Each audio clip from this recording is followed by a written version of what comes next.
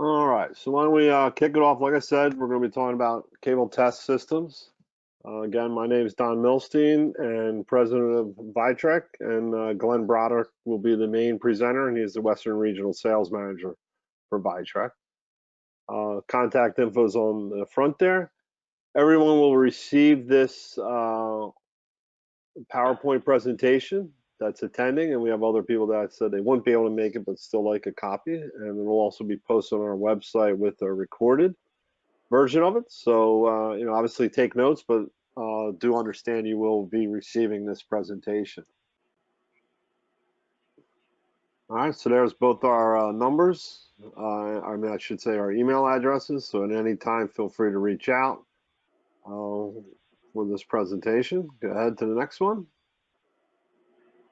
Like I said, we're going to be talking about testing cables, connectors, harnesses, all different types of applications. And we'll periodically stop on a slide like this, which will allow you to ask questions. So during the call, if you could just definitely mute your phone, it'd be appreciated so we don't get any feedback, background noise. But when we get to these spots, we'll stop, and you can, all along, you can chat, use the chat feature. Usually it's up in the top right-hand side or something like that. Send the questions. We have people monitoring it. We'll answer those chats, and then we'll talk about them when we get to these parts, and then come off we'll unmute the phones, and if anyone has a question. So go ahead and mute your phones as we go through this, and please use the chat feature. And like I said, we'll stop periodically. Very good. Go to the next one. So just to give you a quick introduction, Vitrek, without a doubt, is one of the leaders in the high voltage test and measurement. Over 30 years in the industry. Someone definitely has their phone off mute, so if you could do me a favor and mute it, just helps for any background noise. Thank you. We're headquartered in San Diego, California. Everything's done there, right? All the engineering, customer service, manufacturing, truly an American-made product. Without a doubt. Yet we service well over 30 countries with sales representation on the ground, in addition to other countries that we deal with. So we're truly an international company, and we look at that both from products, from specifications, applications. Definitely take a global view at that. What you've known us for in our key product lines are the high pot testers for electrical safety testing, cable test systems, which we'll be focusing on today, those two areas. We have a full line of power analyzers, high voltage meters, and our facility is ISO 17025 accredited for our calibration labs. So, as the products go out, they're all calibrated and you can get those certificates, as well as, send them back a year later, 2 years later. So, but that just shows to the quality of our facilities and the level that we try to maintain at all times. All right, very good. Go to the next one. So when we talk about the mil-aero industry, we're truly across the board, right? Our customers fall in the mil-aero, fall in the consumer appliances, testing labs, regular traditional manufacturing. But in this area, we have quite a decent concentration of customers, whether it's the Boeings of the world or United States Navy, Honeywells, so whether it's the plane, the cockpit, you name it, we're involved in all aspects. And Glenn will cover a couple applications just to give you a little feel for that. To the next slide. Like I said, the high pot tester is probably what Vitrek's most known for. It's definitely a significant piece of our business, and truly the automation of it is one of the keys, and it's a key feature when testing pretty rapidly with multi-test cable or something to that effect. On the power analyzer side, without a doubt, we have one of the most accurate power meters that is out there. It also measures the efficiency. It's used on the R&D lab as well as in the production area. High voltage meters, it's used in laboratory spaces. It's also, we have several countries using it as their standard. So you want to look at that, plus the whole accuracy side of the high voltage meter. And then the other product lines, a little newer for us, is DC load. just released basically this year for voltage, current, power, resistance testing. A lot of focus there on power supplies, battery applications, but definitely a good product. I want to make sure everyone's aware that we have that. So it's kind of the product family, and when we look at cable testing, we kind of incorporate several products, and that's what Glenn will be going over. So go ahead to the next slide. And again, this is one of those areas that we'll stop. If you have a question, feel free to either chat or unmute your phone. We'll give it a 30 seconds here. If anyone's got a quick question for us, go ahead. All right, very good. So with that, I'm going to turn it over to Glenn Broderick, our Western Regional Sales Manager, and Glenn will take you home most of the way. Thank you very much. Don. Go ahead, Glenn. I appreciate the introduction. Folks, I've been in test and measurement for many years, and one of the first jobs as I was working my way through college was testing mill standard cables and connectors. I worked in a QA lab back in my early days, and you know, people don't realize it, but cables and connectors are taken very seriously by the military, and so we're going to talk about how to test those. So there are a variety of mill standards and other standards that are specify how you should go about testing cables and connectors. This is just kind of a summary, and it gives you some ideas on where to look. You can research this if you need to do that. For instance, if you need to do a spark test, you'll know to go to mill standard 2223 and look up section 3001. This 2223 also covers impulse dielectric testing, insulation resistance testing, surface resistance testing, wet dielectric, and more. Now, there's another standard to be aware of called mill standard 202G. This is the one typically called out for doing cable and harness testing, and there are two parts in particular that will be of interest to you: the 303A, which is the DC resistance, and 305A, which is capacitance. Third spec of significance is the AS4373 Foxtrot, okay? And that is a civilian spec, but it's used for testing aerospace cables. And so you'll see that section 501 tells you how to test dielectric constant. 502 is corona inception and extinction voltages. So what is corona inception? Well, so if you get a high voltage on a point, if you've ever seen that purple glow that's around it, that's called a corona. Inception means that's the point at which it starts. So what you're doing here is you're increasing the voltage until you get a corona, and then you're decreasing the voltage till it stops. In other words, it goes extinct. So that's the standard for testing corona. There's also section 503 on impulse dielectric testing. 504 is insulation resistance testing. 505 is spark test wire. Basically, you put a lot of voltage on it to see when it starts sparking. 506 is surface resistance. 507 is time and current to smoke. So that's an interesting test. They put a high current through the wire and then check to see when you start to see smoke. And by the way, you're not supposed to see smoke. Okay, so, but they time it in case you do. There is a section 508 on dry arc propagation, 509 on wet arc propagation, and 510 is voltage withstand test, which is one we get involved in a lot. 511 is wire fusing time. So you put a lot of current through a fuse, and what's it do? It opens up, right? Well, wire fusing time, you put a high current in there, and then see if the wire melts open. That's called fusing. So that's the spec. 512 is on voltage rating, how much voltage can a specific wire handle. And 513 is on smoke resistance. You apply a current until a temperature is reached, and you hope to not see smoke. That's just some of the tests. Now, people don't realize it, but when I used to test cables and connectors, again to the mill spec, the test would take about 6 months. And when I got through, I had a book that was about an inch thick showing all of the data for the testing of these cables. So it can be quite significant. There's a lot of tests that are run on cables and connectors, things like insertion and withdrawal force. the plating thickness of gold or whatever's on the contact, nickel maybe.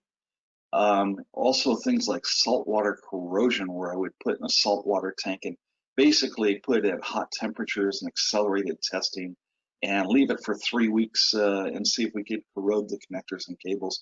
And that's also obviously a voltage and current testing. So there's a lot of chemical. One was I had a radioactive source, and we actually put alpha particles through the plating to determine the thickness of the plating metals.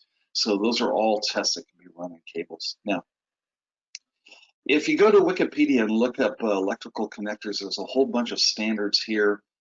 This is just for reference material, but for instance, if I was doing a test on a threaded circular connector, the very first one, I would know to go to standard MIL DTL 5015. Okay, so this is just a list of some of the different standards out there. They give you a bit of a feel for what you might need to comply with whenever you make a cable or connector. So that's kind of the introduction on standards. Are there any questions?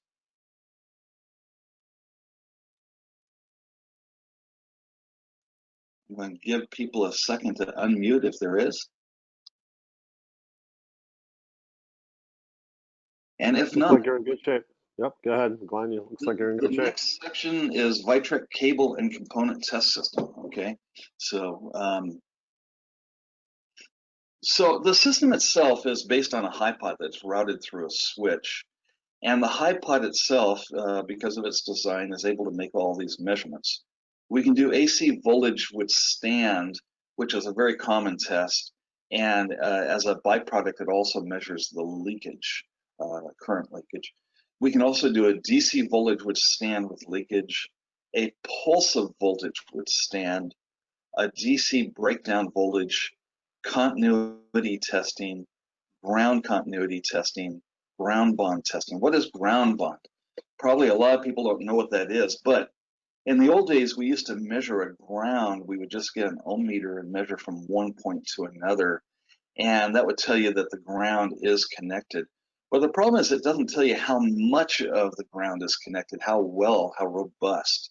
So what we did was we started putting 30, 40 amps of current through the ground, and we found that some of the grounds fail. They melt open, they fuse. So the whole purpose of a ground bond test is not only to make sure the ground is connected, but that it's strong enough to actually protect you. The HiPod is also capable of insulation resistance, arc detection. In other words, if we see a big jump up in current for a certain amount of period of time, we call that an arc, and we can detect that. Quadrature leakage. What is quadrature? So everyone knows what resistance is. Quadrature is the 90-degree phase angle to resistance, and it is caused by either capacitance or inductance. So when you see quadrature leakage, what we're really talking about is how much inductive leakage or how much capacitive leakage we have. We're also capable of measuring shorts. So here's a case study just so that you understand the value of why we do this. In that lower right-hand corner, you see a relay. And on the top two contacts, that might be the coil, probably the coil. You put, say, 12 volts across that, the relay closes, and that closes the switch or opens the switch depending on how it's designed. The 6 contacts you see on the lower right, some of those will open, some of those will close, and so we're able to do all of that. We're able to test all of that. So it's an important part of relay testing. I've got 2 companies here, Teledyne, Defense Electronics, Leach International Corporation. They're both using our cable test system for testing relays. It turns out it works really well for that. In this case, they need to test continuity, yeah.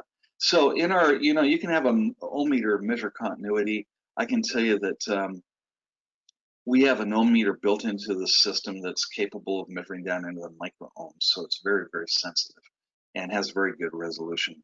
We can also measure high voltage withstand up to 15,000 volts, AC or DC. And we can measure insulation resistance up to 6 or 8 tera ohms. What is a tera ohm? So in the early days when I started, we used to have a meg ohm meter, and that is capable of measuring 1 million ohms. Okay, But technology moved ahead, and they went to gig ohm meters. That's 1,000 times higher resistance, 10 to the ninth ohms. And then technology moved further forward again, and we went into the tera ohms. That's 10 to the 12th ohms. And so we're actually capable of measuring 6 or 8 tera ohms with our 95X series, but we have another series called the 98X can measure up to 150 tera ohms. So, you know, that's like 1,000,000 times higher than what we used to measure to. And it's important because in material science, there's times when they need to know exactly the characteristics of a material. Now, in the past, these relay companies used to build their own custom ATE, and but they came to us and they said, "Hey, do you have an off-the-shelf solution?" And we said, "Yeah, we do." And basically, with our system, you can be up and running. We usually keep the tester and the switch in stock, pretty much in stock. Typical time will ship within a week, and you'll be up and running, you know, within an hour or two. Okay, it's really very easy to set up and run. So they like the fact that our system documented their results for audit purposes. That's really nice because if you build your own custom ATE, you know, they may not have that capability. And they like the fact our system was calibrated and traceable to 17025, and they like the fact that it was made in America. Matter of fact, we design it, we manufacture it, we support it, all in the U.S., near San Diego, and a little city called Poway, which no one's ever heard of, except us. So there's another case study. This is the Navy, and they need to do a cable test. And so in their case, they had a 100-wire cable. Cables come in all kinds of different wires. There's a picture of a cable on the lower left with a mil standard connector. This one's really simple. You can see it only has 3 conductors, but for the actual test they need to do, it had 100 conductors. And one of the main tests they just need to do is just high voltage withstand. So again, we can go up to 15 kV. Usually what you do is you put the voltage on the conductor and you put the return on the shell, and then look to see if it can withstand that, or does it arc? Does it have excessive leakage current? We measure all those.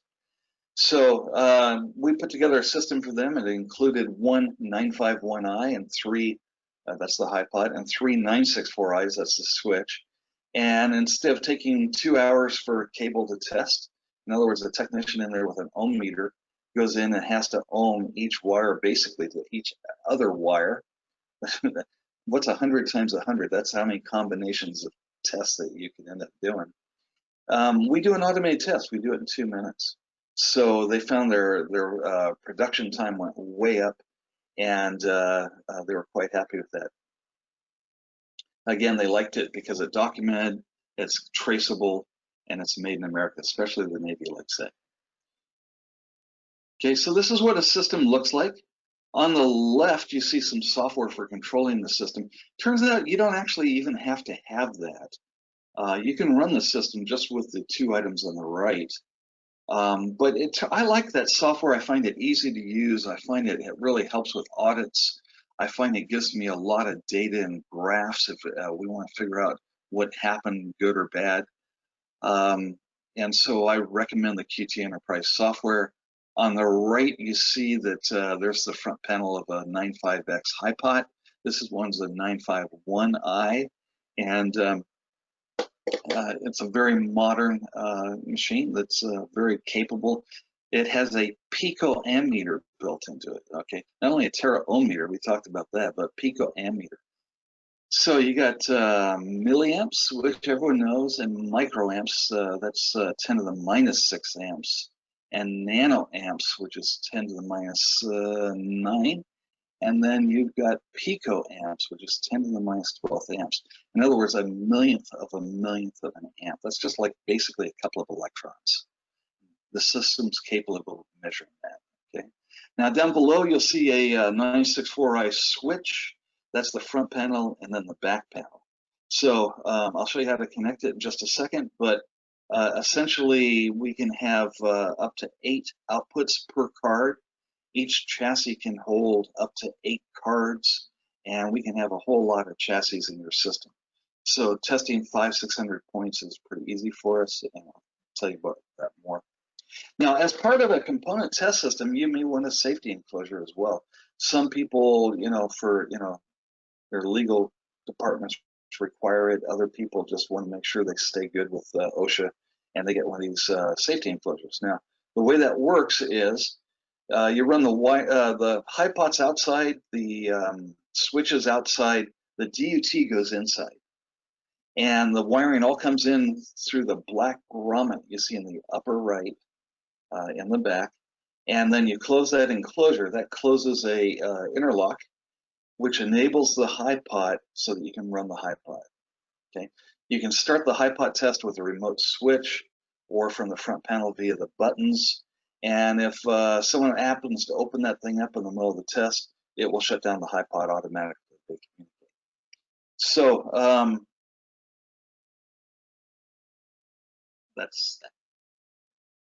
this is what it looks like wired up. Notice that the same thing you saw before, but that's how you're physically connected. You've got the software controlling the high pot. You've got the high pot controlling the switch, and it's daisy chained down to how many numbers of switch chassis you have. And then from the switch chassis, it goes into the safety enclosure. Now, notice there's also an optional barcode reader. You can set the system up so you can scan and it will tell you the model number and pop that into the software. You can also scan and it will tell you the serial number and pop that into the software.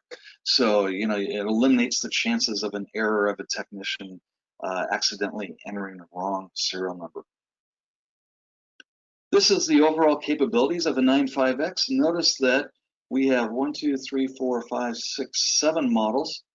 And under AC, they're capable of going from 6 kV up to 10 kV, but we also have options that take it up to 30 kV in AC. In this case, it would be limited by the switch, which is a good 15 kV, but the high pot itself can go up to 30 kV, depending on the options you choose. Typically, drive current for a 95X, although a lot of people say, hey, I need 50 milliamps of drive current, it does provide that. In most cases, some people say I need 500 volt amps. There are certain specs that require it, and you can see we have 3 models there that supply that. And in the DC realm, notice that we have several versions that can provide either 6.5 kV or 11 or 15, so up to 15 kV DC. Ground bond, we talked about why you want to do a ground bond. You can you can specify how much current you want to test with. Ground bond's done at very low voltage, very high current, and it's typically done at 20, 30, or 40 amps, somewhere in that area. Okay. Remember, I mentioned there's a 4-wire ohm meter in there, and it's able to measure from 100 microohms up to 149 k ohms. But the resolution is, if I remember right, something much better, on the order of like 1/10 of a microohm or something like that. Okay.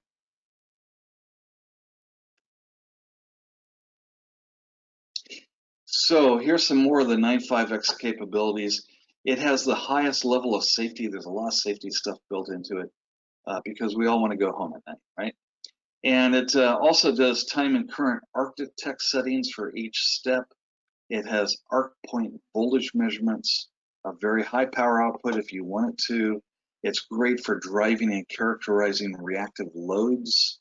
It has built-in phase angle measurement. It's really not a capacitance meter, but it does to some extent measure capacitance, just not with the accuracy of a capacitance meter. It has, remember, picoamp leakage current measurement and IR up to 6 tera ohms, breakdown voltage measurements, automatic discharge after test.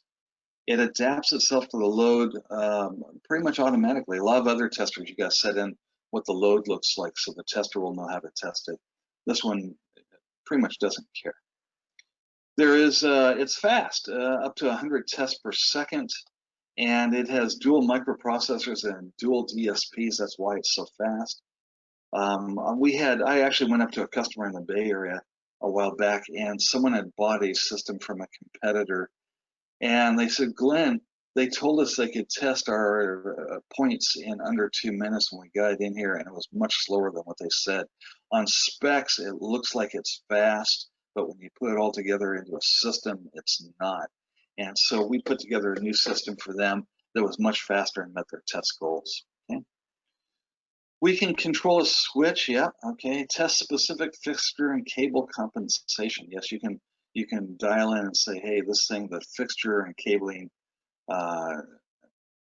has a certain resistance. You can subtract that out. It has capacitance test modes. Oh, and for mil-aero, and this is a presentation on mil-aero, some specs say that when you test, you need to use the frequency you're going to actually operate on. So if you have a piece of avionics, it's not running on 60 hertz, it's running on 400 hertz. It would be nice to be able to test it, actually required by specifications to test it at 400 hertz, and we are capable of doing that. So here's some of the safety features. We have a lot of safety features I mentioned. From a user standpoint, well, you can always walk over and press stop. There's a big red button that says stop, okay? And you can, if you have a remote start-stop switch, you can stop it that way. If you have an interlocked door, like a safety enclosure, you open it, that stops it. There's also a digital input-output on the back that we use for talking between devices, and you can send the signal there. And you can also send it programmatically. So if you have Ethernet, you're controlling it with Ethernet, you can send a command via Ethernet to shut things down. So there's 5 ways to shut down the system manually. But in addition to that, there's a way to do it for the tester itself can shut itself down. For instance, if the current is on high exceeds the limit, then it will shut down. If the return opens, then it will shut down.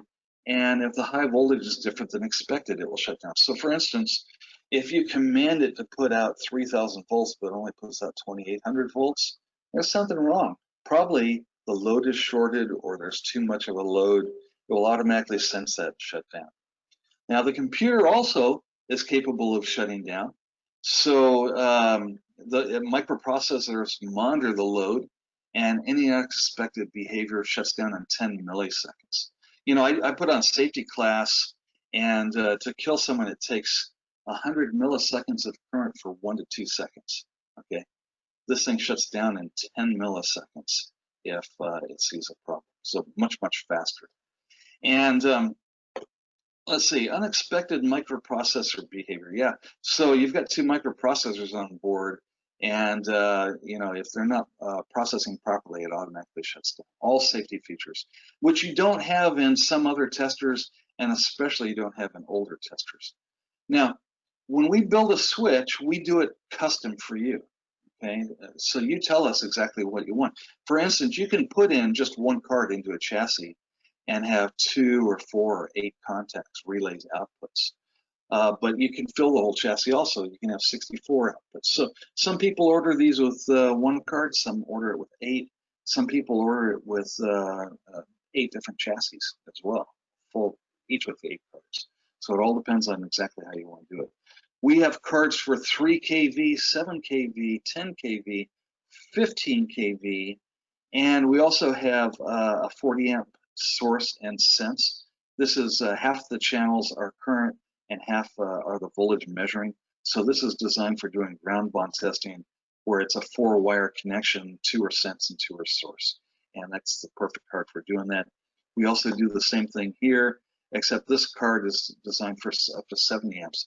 Now we don't even put out 70 amps, but maybe you have something that does put out 70 amps. In other words, our switch can be used with anyone else's tester as well, just to let you know. Now, this is what we call a configuration drawing, and it basically shows how we're going to internally wire the chassis. And there's a lot of ways of doing it. Like I said, they're all custom wired. If you come to us and say, hey, I need a switch, the first thing we're going to do is ask you, hey, how do you want it to be wired? What do you want to test? And then we outline the types of tests and then the types of cards and relays, and then show us a wiring diagram. And in fact, all you got to do is draw it on a sheet of paper and shoot a picture of it with your phone and then text it to us. And then from that, we will develop a configuration that looks like this. So usually internally, there's a series of buses. For instance, this is 1 bus right here. and that is tied to both the return and the sense negative lines. And then here's another bus which can be changed. You can use it, you can tie it to the high voltage and it becomes a high voltage bus, or you can tie it to the sense positive and it's a sense positive bus. And then you specify which relays you want and which outputs you want to go get connected to that bus. So that's how easy it is to do it. Here's another, this is a little bit more elaborate, so I wanted a system look like this. And again, we can have multiple buses in there, all connecting to different things. So as a system, we talked about what the HiPod's capable of doing, but as a system, we're capable of measuring up to 15 kV. The switch can handle up to 70 amps, so the HiPod puts out up to 40 amps. Okay, we have up to 256 points per chassis, up to 16 chassis per system. If you need more, let us know, we'll get you more. And here's 100 millisecond, oh, here's some benchmark numbers. So you should figure that if you were going to run a large test, if we're going to measure continuity, we can do it in about 100 milliseconds. So that's about 10 per second. Okay. Now, if you're doing voltage withstand, well, typically the spec says, hey, ramp up to that voltage, dwell at that voltage, ramp down from that voltage, and typically figure about a second per point if you're doing that type of testing. Our system is different from other people's systems. In other systems, sometimes the entire bank has to be turned on, open or close all 8 or 16 or 32 contacts. With ours, we can say relay 3 open, relay 3 close, relays 3, 12, and 15 open. So we're very, very flexible in the whole system. Also, the nice thing is once you have the test all done, it's very easy for us to go in and modify it. So you're sitting there testing model 1005 and someone hands you model 1006. And instead of having 1400 test points, now you get 1410. It's easy for us to go in and just modify the existing setup. It really is not even programming, it's just really setting up. And so here's some more benchmarks. If you're programming it, we figure that if you have a general idea of how to do this, you can program in about 5 minutes plus 30 seconds per point. So if you got 1,000 points, you can very quickly figure out how long it will take you. If you only have 20 points, you're talking just a couple of minutes to set this up. Okay? So very, very easy system to use. Now, we also have add-ons. Okay, we talked about the enclosure and we talked about the scale. Okay, that's good enough. Now, there's a couple of links. We're going to send out this presentation to everyone. And I just wanted to let you know that if you link, this goes to a video that's on the internet on YouTube, and it basically shows you us testing like resistors, where it's just going chunk, chunk, chunk, chunk, testing out all the resistors. Here is you can see us testing cables here, a couple of different, this is all YouTube, how to test cables. So that's the section on the actual system. And the next section, we're actually going to fire up the software and we're going to do a demo. I just want to check and see, does anyone have any other questions?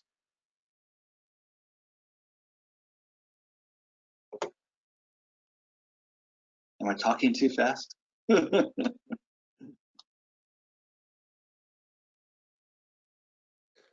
you're in good shape, Glenn.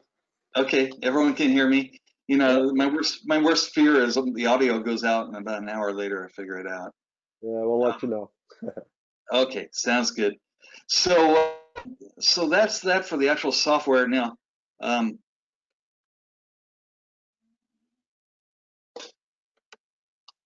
going to just bring up, this is QT Enterprise.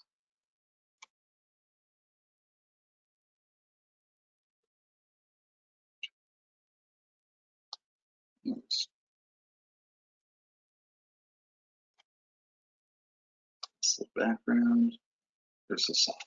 Okay, so just so it doesn't have a cluttered appearance, this is QT Enterprise, and it's a really nice Windows piece of software. It runs on just about anything. And when you get this, typically what you do, you just work these are tabs. You work the tabs from left to right. It's really that simple. If you're just a user, you don't even get that tab. So only special people get that tab. But if the first thing you do, you go to the first tab, and you can specify your configuration. You can give it any name. That should really say configuration 1. You can actually name it, but you can control the HiPod using either GPIB or RS-232 or Ethernet. In this case, I'm on Ethernet. I've given an address, and I click the test interface. It goes out and pings the actual tester and says, "Hey, are you there?" And it came back and goes, "Yeah, it is." And then you can do the same thing for the switch matrix unit. Basically, you can go in and you can test the interface. Okay, I'm tested using VICL. VICL is a really easy way to connect the switches. It's basically a phone cable. It's just an RJ11 that's twisted. It's got the transmit and receive twisted. So it's inexpensive. You can have really long cables. And it's just an easy way. And this way you don't have to buy GPIB ports for every switch that you buy. Okay. So the next thing you do, you know that you can talk to the machine. So the next thing you do is you set up a test sequence. Now, what I do is I just say, give me a new test sequence. Okay. Now, when you do that, these are the different things you can do. I can do a DC withstand test, an AC withstand test, DC insulation resistance, ground bond, low ohms, that's continuity, ground leakage, breakdown, switch matrix. Okay, we can set up which contacts do you want connected, and then it's all integrated. And then we can say pause, like in the middle of the test, you can say, okay, when you get to this point, pause for 1 second or 5 seconds or an hour, whatever you want. And then the other thing you can do is say, you know, when you get to this point in the test, just stop and hold and wait for the technician to reconnect something else up and then resume. Okay, the technician resumes it. There's also a pulse test.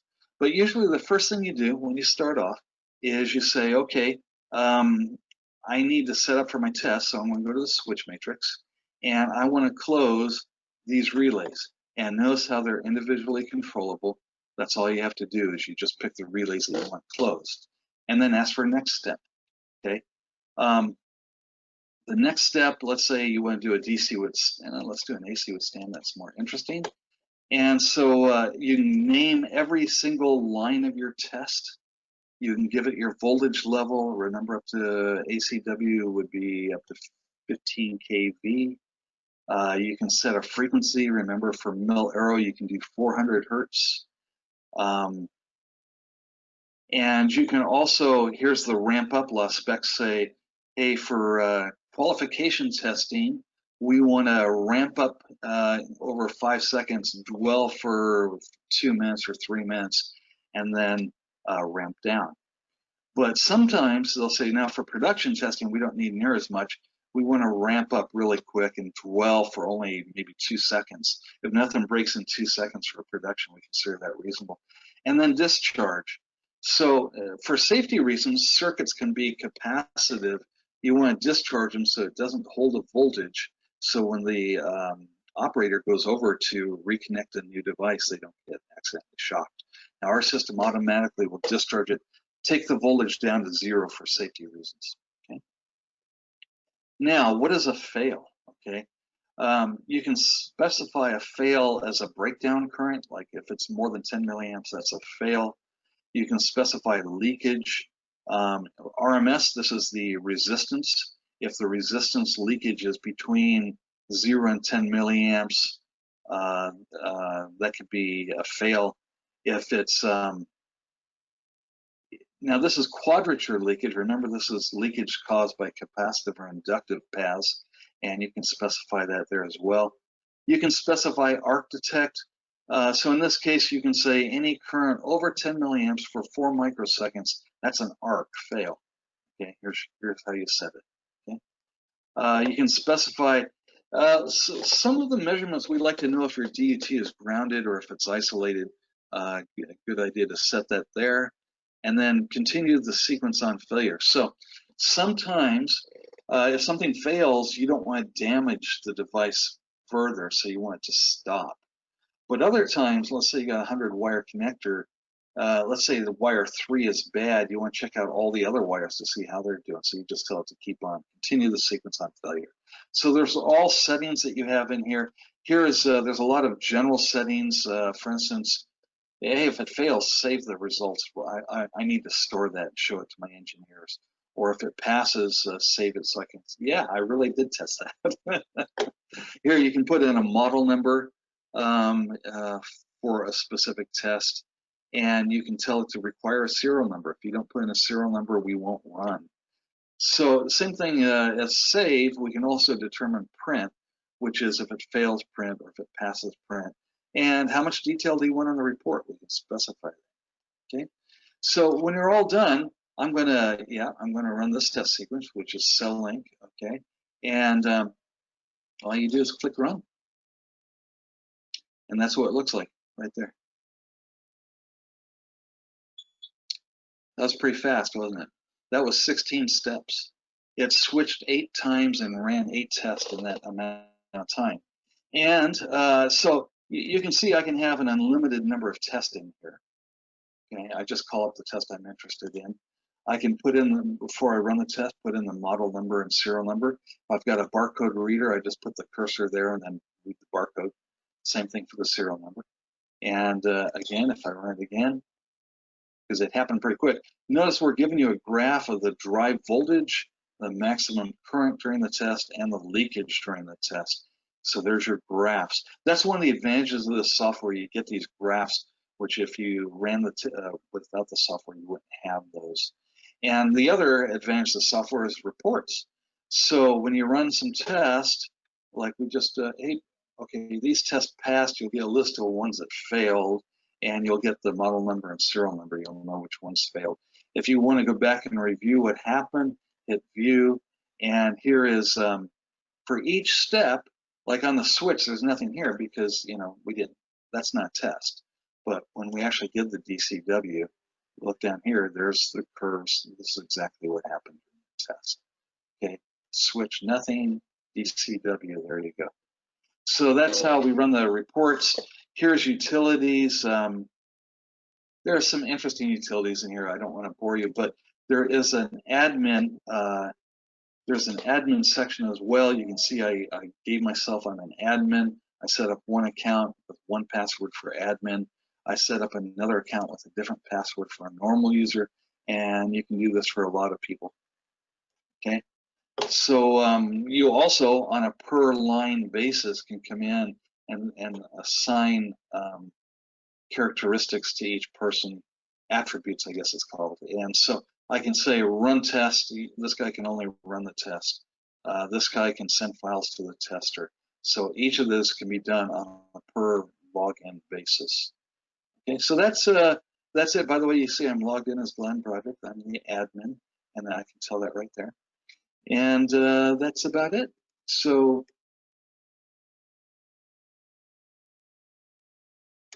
all right, Glenn, thank you very much. There is a question from Bill. Is software provided with a unit working copy limited before you buy the package? Again? The question is software provided with the unit working copy before you buy the total package? So, you know what? You can actually go to our website and download the software right now. It's on there. If you look under QT Enterprise, there's a download and a free evaluation for 45 days. So let's say you get the hardware and you just want to use the hardware, you can do that, and you can also get the software and play with it and see if you like it. Thank you, Alex. Anybody have questions? You can just unmute your phone. Covered a lot of material here. Folks, I appreciate your time. I appreciate your interest. And I've been in mil-aero most of my career. I started in the Navy, and I've worked in mil-aero pretty much everywhere in the Western United States. And so I've done a lot of cable and connector testing. If you would like to talk, just feel free to give me a call and or email me. But I like to talk to people, so give me a call. And I answer my phone. It's my cell phone, so I've always got it on me. Anybody have a question? Hi, Glenn. This is Stuart. I just had a question about what cabling comes with the switch and the unit goes to the outside world. What type of cabling comes with that, and how would you interface that to a DAC? Yeah, so here's the actual system itself. And the cabling that comes with it is all the cabling that goes from the high pot to the switch comes with it. And depending on the card, the output is BNC jacks. And at the at the 7 kV, we give you BNC cables. If you order a card with 8 outputs, we give you 8 cables that go to your DUT. Now, when it goes to higher voltage, we don't give you the cables. Instead, we give you the connectors and let you use whatever cables you want. You just wire the connector onto your cable. Okay. We have another chat question. Hopefully, Yep. did that answer your question? No, you're in good shape. All right. So I have a V73 connect. Absolutely. Any of the V7Xs can connect. To the 964 switch unit is what you're saying. Yeah, absolutely. In other words, you see a picture right here of a 95X, but that could be a 7.3 as well. System's identical. Software talks to it as well. No problem. Now, the V73 works. The reason I tend to talk about the 95X a little bit is it's faster and it has more accuracy. And it also has more tests that it can do. So for an ATE environment, people tend to use the 95X, but I do have customers using the V7X as well. All right. Any other questions? All right, well, we appreciate your time. And like we said, this will be emailed out to everyone that attended and will also be available on the website with the video recording. Looks like we got another question, which is good. What are the options in 4-wire ohm testing as far as current and resolution? Ooh, that sounds like I need a spec sheet. Hold on.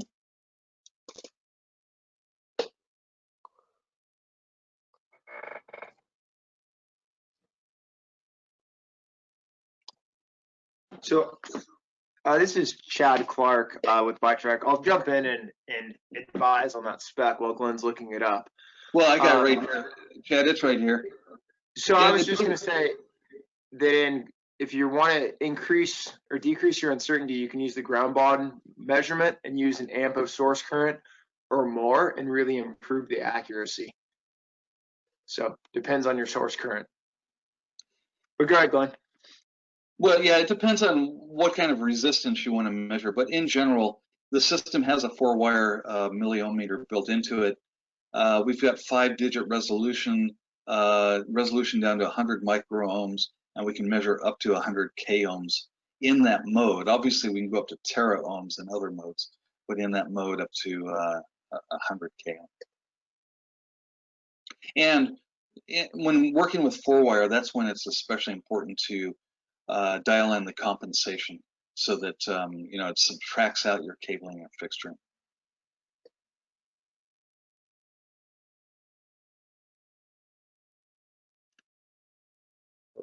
Very good. Any other questions? Keep them coming.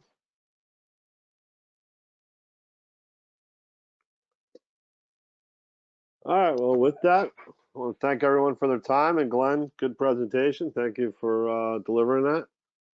And do see some other ones.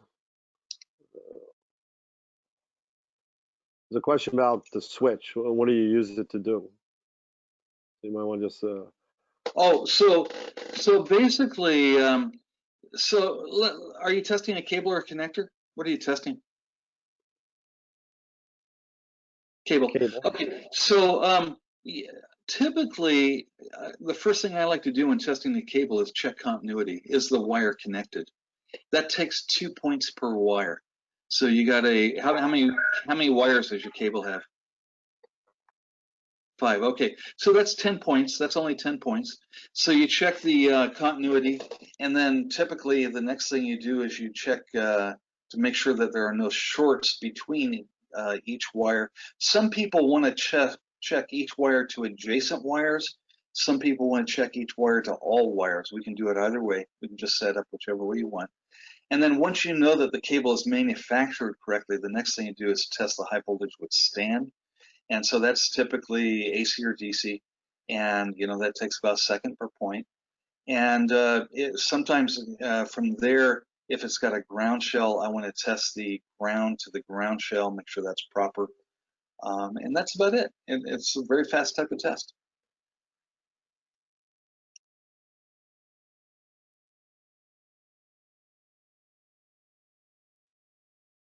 All right. Anybody else? Like we said, you'll get this. It has Glenn's information, both phone and email, and feel free to ask questions to anyone within the Vitrec team and our local reps in your state or country. All right, with that, thank you everyone for the time, and Glenn, thank you, good job, and everyone enjoy the rest of the afternoon. Thank you, folks. Have a good day.